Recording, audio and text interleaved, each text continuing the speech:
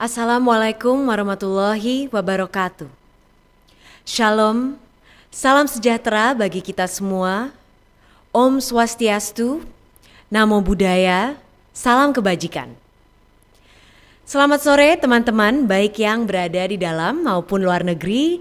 Semoga kita selalu dalam keadaan sehat dan selalu bersemangat.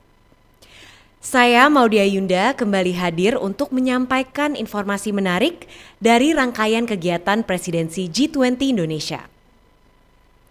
Di masa sekarang ini, siapa sih yang gak pernah melakukan transaksi belanja online, investasi saham atau kripto mungkin?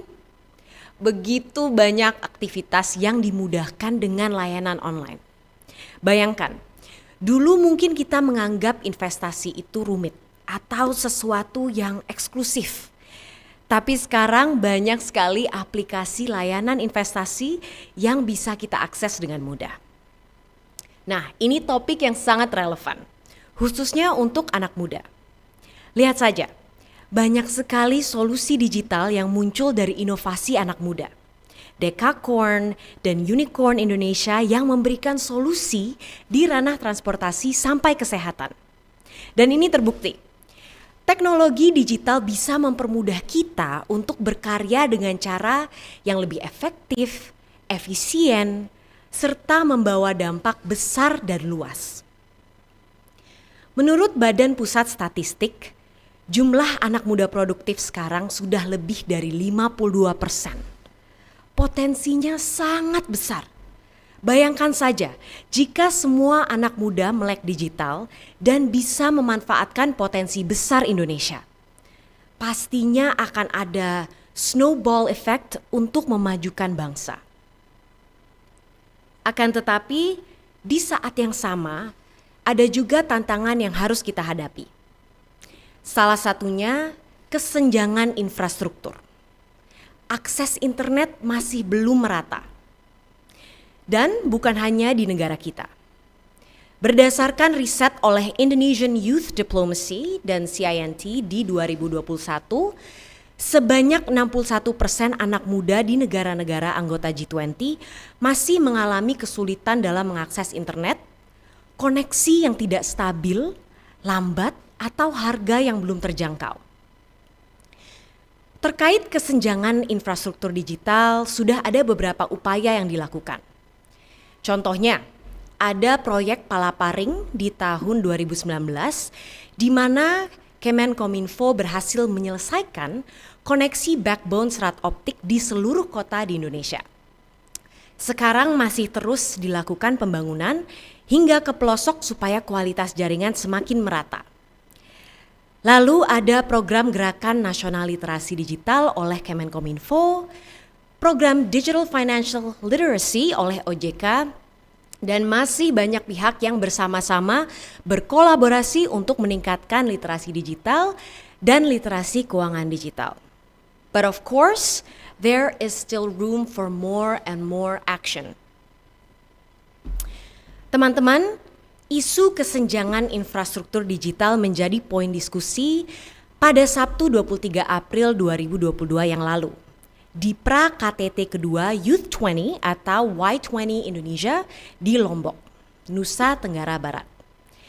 Tema besar yang dibahas adalah transformasi digital dengan dua subprioritas, yaitu peran pemuda dalam tata kelola digital dan peningkatan kesadaran anak muda terhadap keuangan digital. Oke, mengapa isu keuangan digital menjadi fokus? Selama pandemi COVID-19, layanan keuangan digital mengalami pertumbuhan dan perkembangan yang pesat. Tapi potensinya masih belum terpenuhi. Satu laporan Bank Dunia menemukan bahwa rata-rata orang Indonesia menghabiskan 6-9 jam untuk beraktivitas secara online. Tapi hanya 3% diantaranya memiliki nilai komersial.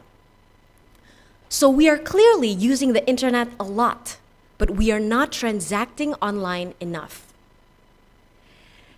Maka dari itu, peningkatan dan penguatan literasi digital dan literasi keuangan digital di kalangan anak muda sangatlah penting. Jika anak muda memahami penggunaannya, kita akan bisa merencanakan pembiayaan masa depan, mengembangkan pendidikan, keterampilan, bahkan bisnis. Literasi keuangan digital juga bisa memudahkan dan mengamankan proses transaksi dan data di dunia digital. Sayangnya, menurut Bank Dunia masih ada 59% masyarakat Indonesia yang tidak memiliki akses keuangan, bahkan tidak mengetahui manfaat menggunakan layanan keuangan digital. Ini mengapa kita perlu mendorong kesadaran digital agar lebih banyak masyarakat dan anak muda yang dapat merasakan manfaatnya. Teman-teman, puncak dari pertemuan Y20 Indonesia 2022 adalah konferensi tingkat tinggi yang rencananya akan dilaksanakan di Jakarta dan Bandung pada bulan Juli 2022. Sebelumnya, ada 2 kegiatan pra-KTT lagi yang akan berlangsung pada bulan Mei di Balikpapan, Kalimantan Timur, dan bulan Juni di Manokwari, Papua Barat. Isu-isu prioritas yang diusung dalam pelaksanaan Y20 Indonesia 2022 adalah ketenaga kerjaan pemuda, transformasi digital, planet yang berkelanjutan dan layak huni, serta keragaman dan inklusi. Saya juga ingin memberikan apresiasi kepada anak-anak muda Y20 yang sangat menjunjung tinggi value, keragaman, dan inklusi dalam menstruktur berbagai rangkaian aktivitas mereka. Dari perbincangan saya dengan Y20, terasa betul semangat Bhinneka Tunggal Ika dan komitmen untuk memastikan bahwa pembahasan youth di G20 tidak menjadi sesuatu yang eksklusif, tapi juga bisa dimiliki dan diikutsertakan oleh teman-teman di daerah. Saya juga tidak sabar untuk bergabung dalam beberapa diskusi ke depan. Sekian yang dapat saya sampaikan pada kesempatan hari ini. Wassalamualaikum warahmatullahi wabarakatuh.